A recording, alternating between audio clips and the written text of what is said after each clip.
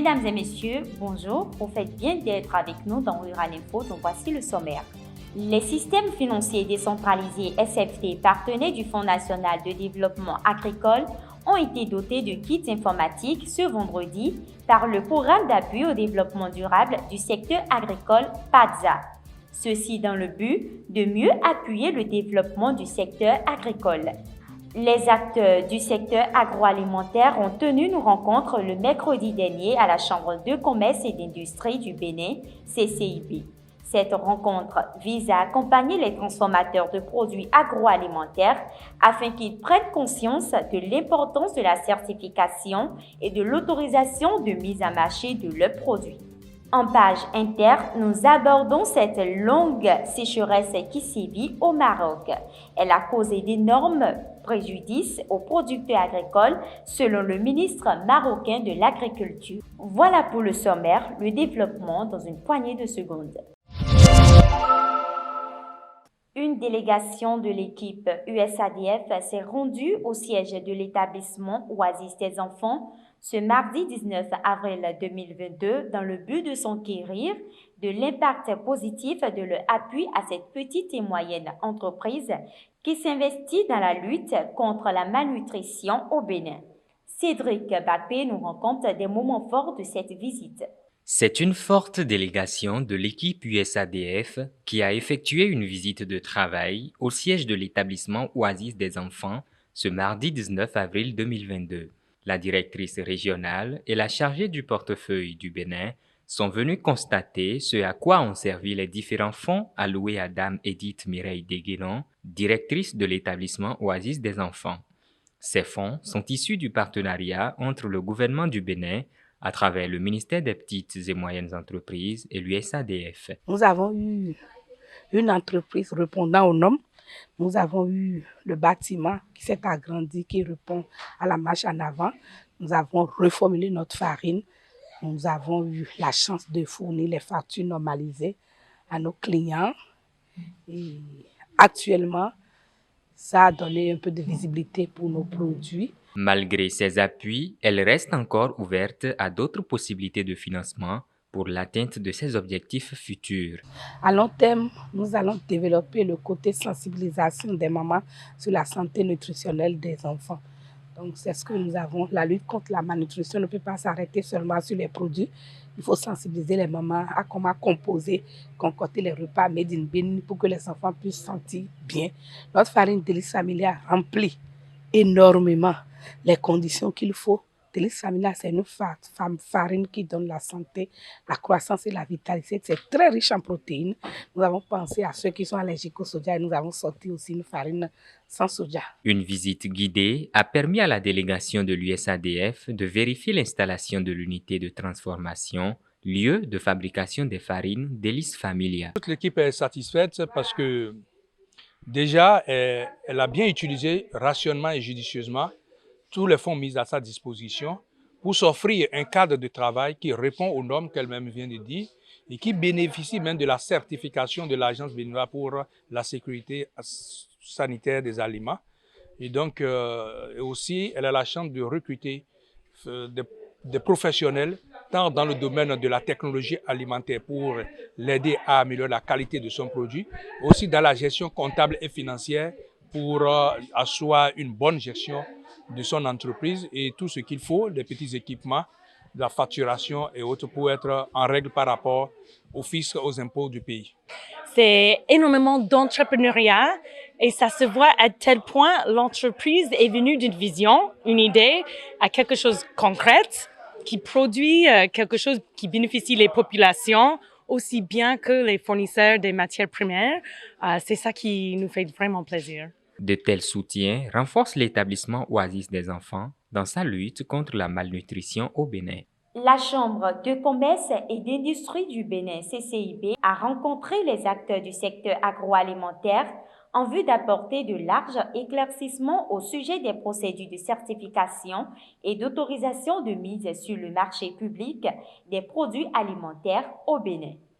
Tenue mercredi 12 avril dernier dans la salle polyvalente de la Chambre de commerce et d'industrie, cette rencontre a été meublée par deux communications Présenté par Conrad Camadozo, directeur des contrôles sanitaires et de la qualité de l'ABSSA.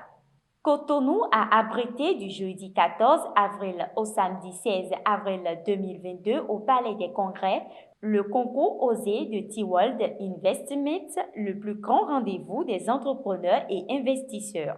À l'occasion, une foire d'exposition a été organisée. Suivez ce commentaire de Martine Awili. Dans le cadre de ces activités annuelles, le groupe T-World Investment a organisé les 14 et 16 avril 2022 au Palais des Congrès de Cotonou un concours dénommé Osez. Il s'agit d'une opportunité pour un groupe d'entrepreneurs de la diaspora de se réunir d'une part pour connaître le Bénin et sa diversité culturelle, mais également de créer un véritable pont entre l'Afrique et sa diaspora d'autre part. Tout ceci se fait conformément à la vision du gouvernement béninois qui est d'offrir des opportunités à la diaspora afin qu'elle puisse venir s'installer au Bénin pour développer son business local ainsi qu'à l'international. À cette occasion, les entrepreneurs de divers secteurs d'activité ont eu à exposer leurs produits.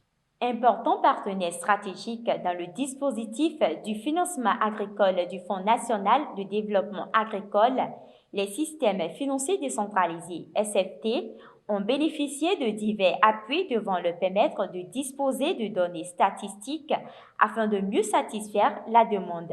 C'est le programme d'appui au développement durable du secteur agricole, PADSA, financé par l'Union européenne qui a procédé à la remise de ces équipements ce vendredi 15 avril 2022 à Cotonou. Cédric Bakpé et Séraphin Outigandé. Fort de leur engagement aux côtés du FNDA dans le mécanisme de financement agricole, les systèmes financiers décentralisés, membres du consortium ALAFIA, ont reçu un appui en moyens matériels du programme d'appui au développement durable du secteur agricole, PADSA, en vue de renforcer le système d'information sur le financement agricole. Ce sont des équipements qui sont nécessaires parce que pour produire les données, il faut avoir des outils.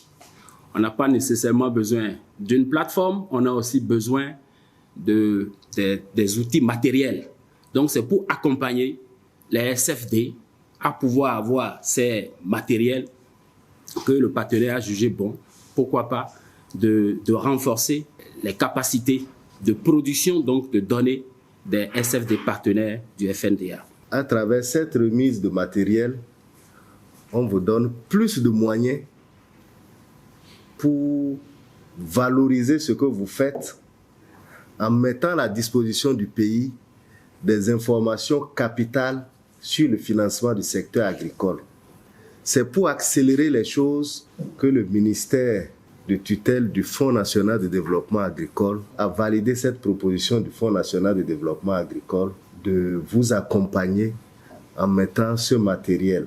Au total, 13 SFD sur les 15 identifiés par le FNDA ont reçu ces matériels destinés à un but précis.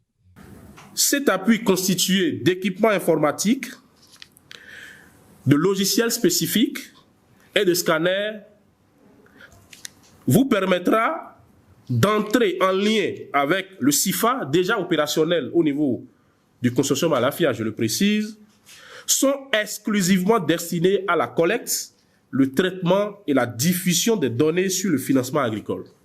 Par cet appui, l'Union européenne renforce ainsi vos moyens d'intervention et à moyen terme contribue à l'alimentation du processus décisionnel sur le financement agricole. Grâce à ce geste, les systèmes financiers décentralisés, membres du consortium ALAFIA et partenaires du FNDA, auront la facilité de produire des données statistiques sur le financement agricole. Le directeur général de l'Agence nationale d'approvisionnement en eau potable en milieu rural, Sylvain Adokmo-Mikan, a signé le mardi 12 avril à Cotonou 3 contrats pour la production et la distribution d'eau potable en milieu rural. Ce programme d'investissement du gouvernement de la République du Bénin a pour objectif d'assurer un accès universel à un service d'eau potable de qualité à un prix abordable pour les habitants des zones rurales sur l'ensemble du pays à l'horizon 2030. Intéressons-nous à présent aux coopératives, ces entreprises agricoles réunissant les membres d'un même secteur d'activité qui ont des besoins communs et qui militent ensemble pour une même cause. Aquamacet, 9 d'entre elles spécialisées dans la transformation du manioc, se sont donné la main pour former un groupement. Théodore Benontor est le secrétaire général de la coopérative Sonagnon, membre de l'Union. Il énumère quelques avantages à travailler en coopérative. Lorsque vous êtes en coopérative, il y a déjà, vous avez déjà collecté des sous, ou bien pour adhérer à une coopérative, il y a des fonds que vous déposez d'abord. Ces fonds, on peut les mettre quelque part et demander de prêts auprès des microfinances. Et tout ça, ça rend des services qu'on rend pour les membres de la coopérative. Le membre est dans la coopérative, s'il a un problème, la coopérative lui vient en aide. Et si peut-être si le membre tombe malade, et s'il y a un problème financier, la coopérative essaie de venir en aide à ses membres pour pouvoir les soulager. Lorsque vous vous mettez en coopérative, vous pouvez déposer des projets. Et ces projets, auprès des partenaires, des bailleurs, et qui vont venir vous appuyer. Parce que ce que nous avons aussi, c'est des bailleurs qui nous ont appuyés. Mais lorsque vous êtes un individu, vous ne pouvez pas l'avoir. Donc, c'est à travers les coopératives que ces bailleurs viennent nous appuyer en fait. Dans le souci de pallier les conflits qui surgissent entre agriculteurs et pasteurs, ONCI et le réseau Bilital Maroub, en partenariat avec le FIDA, lancent un concours dénommé Pastor Hackathon. L'objectif est de pouvoir digitaliser les activités pastorales du Sahel et celles de l'Afrique de l'Ouest à travers des innovations pouvant faciliter non seulement l'approvisionnement en aliments pour le bétail, mais aussi l'accès au marché pour les éleveurs. Le concours est donc ouvert à toutes les équipes disposant d'un projet avec un profil d'entrepreneur, étudiant ou toute autre personne. Il faut noter que les inscriptions sont libres et gratuites et se font uniquement en ligne suivant le formulaire disponible sur le site internet www.pastorhackathon.org avant le 30 avril 2022 à minuit. Le ministre marocain de l'Agriculture, Mohamed Sadiki, a répondu aux questions soulevées par plusieurs groupes parlementaires sur le secteur agricole lundi 11 avril dernier à la Chambre des représentants. Lors de cette séance, il affirme que plus d'1 million d'hectares de la surface des céréales ont garanti, soit 29% de la surface cultivée répartie sur 726 communes rurales.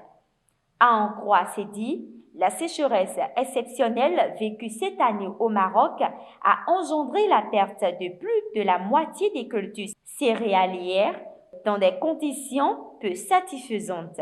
21% de la surface cultivée est en bon état, 16% dans un état moyen et 10% dans un mauvais état. Selon les informations, des dispositions sont prises par le représentant marocain en vue de réduire les peines des agriculteurs. Voilà qui met un terme à cette édition. Merci à vous de l'avoir suivi.